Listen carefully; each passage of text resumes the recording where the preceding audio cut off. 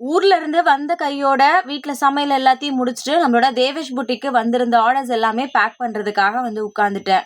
Almost ஒரு 1:30 வரைக்குமே வந்து பார்த்தீங்கன்னா, நடுவுல சாரி எல்லாம் பார்சல் பேக் பண்ணி வச்சுட்டு இருந்தேன்.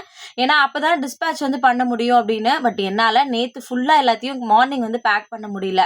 ஃபர்ஸ்ட் பேட்ச் மட்டும் தான் மார்னிங் வந்து பேக் பண்ணியிருந்தேன். செகண்ட் பேட்ச் வந்து பார்த்தீங்கன்னா, நல்லா தூங்கி எந்திரிச்சு, சாயங்காலம் இந்த மாதிரி எல்லாத்தையும் சாரி எல்லாம் கரெக்ட்டா இருக்கா? கலர் எதுவும் மாறிறக்கூடாதுன்னு ஒண்ணு ஒண்ணு பார்த்து நேத்து வந்து பார்த்தீங்கன்னா, இருந்த சாரீஸ் எல்லாத்தையுமே டிஸ்பேட்ச் வந்து பண்ணிட்டேன்.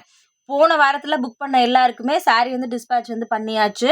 பட் ட்ராக்கிங் பில் வர்றதுக்கு எனக்கு இன்னைக்கு நைட்டு இல்லன்னா நாளைக்கு மார்னிங் ஆயிடும். கண்டிப்பா உங்களுக்கு ட்ராக்கிங் பில் வந்து சீக்கிரமாவே அனுப்பி வச்சுர்றேன்.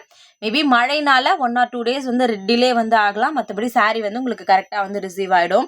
இது எல்லாத்தையும் கரெக்ட்டா செக் பண்ணி முடிக்கிறதுக்கே வந்து பார்த்தீங்கன்னா, ஆல்மோஸ்ட் எனக்கு 1 ஹவருக்கு மேலேயே வந்து ஆயிடுச்சு. ஒரு வழியா இருந்த ஆர்டர்ஸ் எல்லாத்தையுமே பேக் பண்ணி முடிச்சதுக்கு அப்புறம் தான் ரொம்ப நிம்மதியாவே இருந்துச்சு.